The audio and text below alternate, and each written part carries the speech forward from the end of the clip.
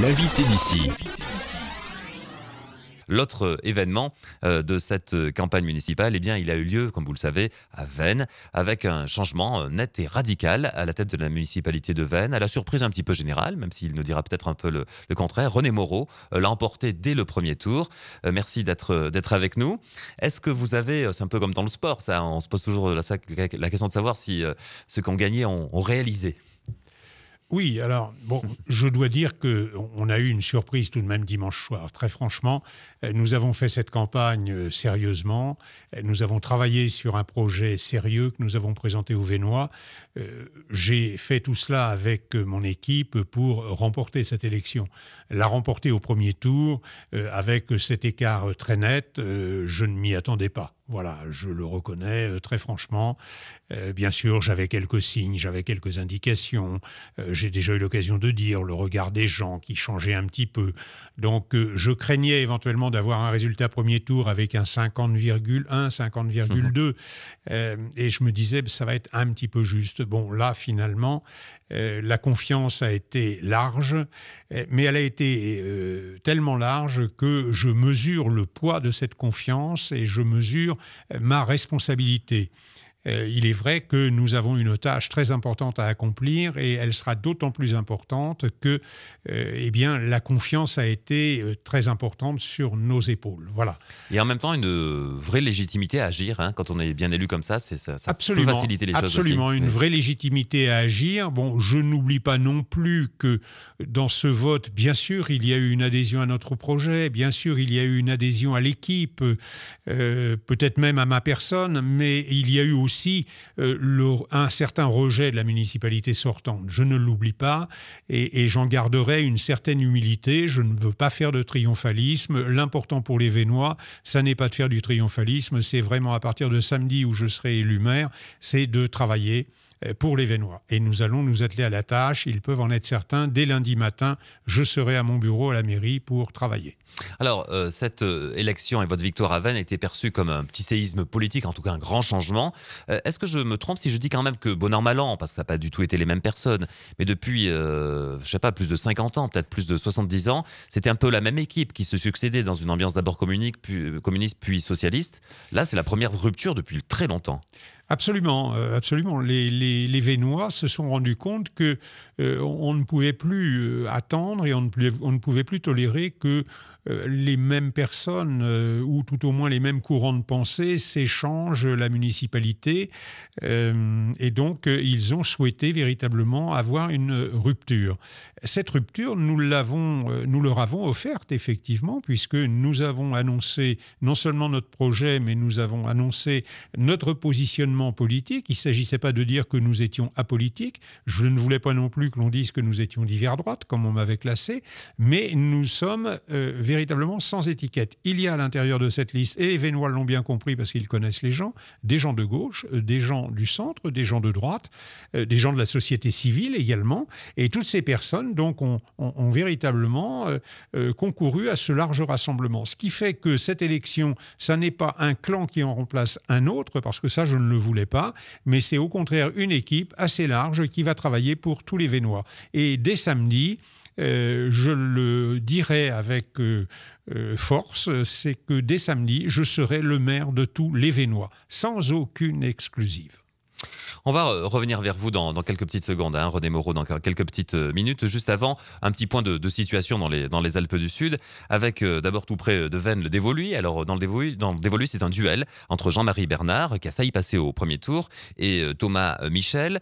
Non loin de vous, également du côté de Serres. Alors là, c'est une quadrangulaire avec Jacques Arnoux, Myriam Botasso, Arlette Clavel-Meyer, si j'écorche pas son nom, et Bernard Mathieu.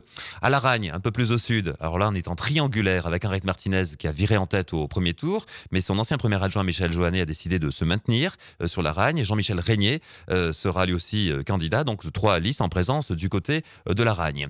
À Briançon, vous le savez, vous allez le vivre tout à l'heure, c'est un face-à-face tendu et très intéressant d'ailleurs pour l'avenir de la ville, entre Gérard Fromm et Romain Grisca. Sur Gap, vous le savez aussi depuis hier, 4 listes en présence, le même scénario qu'au premier tour, ce sera la même chose que dimanche dernier, peut-être pas la même chose au niveau des résultats, on verra. Et puis Le dernier endroit un peu chaud, eh bien, il est en Ubaye, c'est du côté de Josier, où là, il y aura une triangulaire, 3 listes, celle du maire sortant, Lucien Gilly, celle de Frédéric Bourquereau et celle de Jacques Peloux, Élodie Pépin.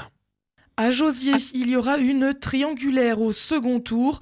Au premier, c'est Lucien Gilly avec sa liste J'aime Josier qui est arrivé en tête avec 41,63% des voix. Derrière lui, le candidat d'hiver droite Jacques Peloux avec 33,61%. Et enfin, Frédéric Bourquereau avec 24,74%. Ce dernier n'a pas souhaité se retirer au second tour. Il y a eu pourtant des négociations, non pas avec le maire sortant, mais Jacques Peloux, des négociations avortées. L'objectif, c'était de prendre le relais de M. Gilly, parce qu'après plus de 35 ans à la mairie de Josier, on estime que c'est suffisant. Donc on a essayé de voir si on pouvait faire un accord de fusion avec M. Peloux, et ni lui ni sa liste n'ont été d'accord. Donc on n'a pas fait d'accord, tout simplement. De notre côté à nous, il n'y avait pas de point noir, donc il m'a simplement, on avait essayé de faire un projet avec lui, tête à tête. Il en a fait part à son équipe et son équipe n'a pas été d'accord. Donc il m'a simplement rappelé pour me dire qu'il n'y avait pas de liste de fusion possible. Voilà, je ne connais pas les raisons. Frédéric Bourquereau, qui se revendique candidat sans étiquette, n'est donc pas tombé d'accord avec Jacques Peloux, qui n'est autre que l'ancien adjoint du maire sortant. Et pour lui, Lucien Gilly ne fait plus l'unanimité. Exceptionnellement, cette année, il y a 3 listes candidates. Alors, je pense que tout d'abord, il faut se poser la question, pourquoi 3 listes à Josier? Alors que depuis 4 mandats, sauf erreur de ma part, il y a toujours eu une liste unique. Alors, 3 listes cette année en concurrence, je pense qu'à quelque endroit, le maire sortant ne fait plus l'unanimité. Enfin, de son côté, Lucien Gilly se dit prêt à continuer. Certains se disent, Gilly, où est-il? Gilly, il est là où il y a les intérêts de Josier et là où il y a l'intérêt de son territoire. Quand il y a eu, par exemple, le vote des délégués à l'Assemblée communautaire, Josier a préféré, pour que Josier soit bien représenté, de garder le principe qui avait été proposé par la loi, c'est-à-dire on a 4 délégués communautaires, Barcelonnette en a 10 et d'autres là. Par contre, donc là, j'ai été en désaccord avec la présidente de la communauté de communes. Par contre, quand il a fallu voter le protocole d'accord avec le SOS, j'ai considéré que ce protocole d'accord allait dans le sens des intérêts de ma vallée. Donc, j'ai voté ce protocole d'accord. Avec une triangulaire donc dimanche prochain et 2 candidats face à Lucien Gilly, il est peut-être plus facile pour le maire sortant de conserver son siège, sachant également qu'aux 3 dernières élections à Josier, le candidat en tête au premier tour a toujours été élu au second tour. Merci Élodie. Beaucoup de changements dans la vallée de l'Ubaye, si on fait un peu le tour. Barcelonnette, évidemment, qui a littéralement changé d'un coup avec la victoire de Pierre-Martin à Charpenel. Et puis le Lozé, la défaite de Michel Lanfranchi de quelques dizaines de voix, avec un enjeu derrière, évidemment, qui est énorme, qui est celui de la communauté de communes de la vallée de l'Ubaye. Le maire de Méronne également, avec pas mal de changements dans cette commune. Du côté de l'Ubaye, d'ailleurs, il y aura encore un deuxième tour animé. Par exemple, du côté de la Condamine Châtelard, il y a 7 élus encore à pourvoir pour le deuxième tour. Ce sera le cas à la sortie de l'Ubaye à Saint-Vincent l'Effort également, avec 5 élus à pourvoir. C'est chaud du côté de la Motte du Caire également dans les Alpes de Provence, avec 14 élus encore à élire dimanche prochain.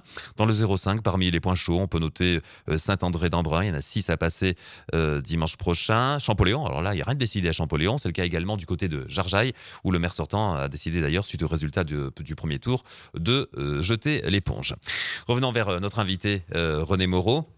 Voilà, vous avez sûrement la tête à la mise en œuvre du programme, de vos propositions faites et qui ont donc plu aux Vénois. Ça va s'organiser comment? J'imagine qu'il y a d'abord un moment un peu administratif, un peu de prise en main, je vais dire, de la situation. Il y a d'abord eu un moment d'organisation après l'élection de dimanche.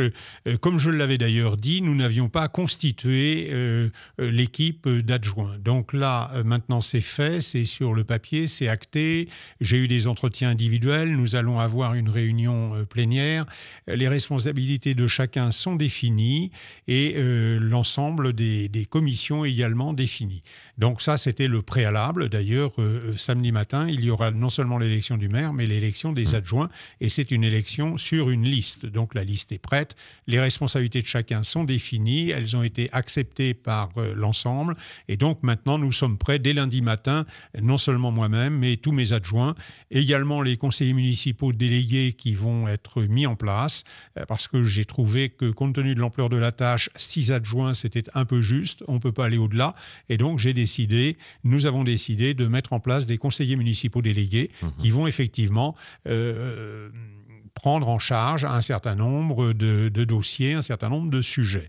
Ce qui fait que les personnes vont travailler en équipe également. Un adjoint travaillera sur un dossier avec un conseiller municipal délégué et je trouve que c'est très bien, c'est toujours dans cet esprit d'équipe qui nous a animés depuis le début et de délégation. Un petit mot sur l'intercommunalité au regard des résultats du premier tour. J'imagine qu'une part de la réponse devra attendre la semaine prochaine, de savoir comment officiellement les choses se sont terminées pour, par exemple, le dévolu, etc. Même si on peut considérer peut-être que le suspense est modéré. Quelle est votre perception, en tout cas, du travail intercommunal ? Bien écoutez, le travail intercommunal d'ailleurs, je pense que maintenant avec le nombre plus important de conseillers communautaires, il va être plus accentué, plus dynamique. C'est ce à quoi je vais m'attacher. J'avais dit depuis le début que je ne revendiquais pas la présidence de ce conseil communautaire. Pourquoi ? Parce que on est déjà la ville la plus grande de cette communauté et je tiens à ce que nous fassions un travail de cohésion avec mes pairs de l'ensemble des villes et villages de cette communauté. J'ai déjà pris quelques contacts pour expliquer un petit peu ce que je pensais, de manière à ce que l'on se présente à cette réunion de désignation du président et des vice-présidents qui aura lieu probablement vers la fin du mois d'avril, de manière à ce que l'on se présente avec une espèce de consensus. Il n'y a aucune raison qu'une ville de 3000 habitants, même si c'est la plus importante, veuille imposer quoi que ce soit. Donc je travaille, moi, comme toujours, sur un dialogue et sur un consensus. Et je pense que ce consensus sera trouvé, mais il faut attendre lundi matin pour savoir quels sont les interlocuteurs de cette communauté de communes. Un petit mot pour terminer un peu plus personnel. René Moreau, vous avez un parcours de vie très intéressant, très engagé professionnellement. Vous pourriez couler des jours paisibles à Veynes, sous le soleil de Veynes, etc. Voilà, vous avez signé là au moins pour 6 ans pour beaucoup d'engagement dans la vie publique. Voilà, pas de regret sur cet engagement politique ? Aucun regret, aucun regret. Vous savez, ce qui m'a animé, c'est le fait que je voyais Veynes dépérir. Je l'ai dit, je l'ai écrit. Le maire sortant me l'a reproché en disant « Vous voyez tout ce qui va mal à Veynes ?» Ben oui, quand on veut agir, il faut voir ce qui va mal pour effectivement le redresser. Et donc c'est parce que, comme je l'ai dit déjà, depuis 42 ans, je connais Veynes. J'ai vu Veynes animé. Alors, on ne retrouvera pas Veynes d'il y a 42 ans avec une grande variété de commerces de proximité comme nous avions, mais néanmoins, Veynes dans l'état d'aujourd'hui, ça n'est pas possible, il n'y a pas de fatalité. Donc, je dois dire que effectivement, jusque-là, je coulais une retraite paisible, il faisait beau, j'allais me promener, etc. Je vais garder une vie, bien sûr, personnelle. Je vais quand même pas, vous savez, je vais traiter... C'est chronophage, hein, quand même, la politique. Oui, mais je vais traiter les dossiers de Veynes et je vais, comme si j'étais dans mon entreprise ou dans une entreprise, à savoir le matin me rendre au bureau et puis travailler 5 jours et demi, effectivement, probablement sur le sujet. Surtout être disponible pour les Veynois. Je l'ai dit, je le répète et je le ferai. Et je dois dire que depuis le début, je me suis rendu compte que c'était stimulant. C'était stimulant et donc voilà, j'aborde cette responsabilité avec enthousiasme et avec beaucoup de plaisir, très franchement, je le dis et je le dis aux Veynois, beaucoup de plaisir. Nous allons faire tous ensemble quelque chose de superbe. Merci René Moreau d'avoir pris ce moment après cette victoire à Veynes. On vous suivra samedi à l'occasion de l'élection formelle qui se passera du vous, du poste de maire bien sûr, et de tous les adjoints. Merci encore vraiment. L'invité d'ici.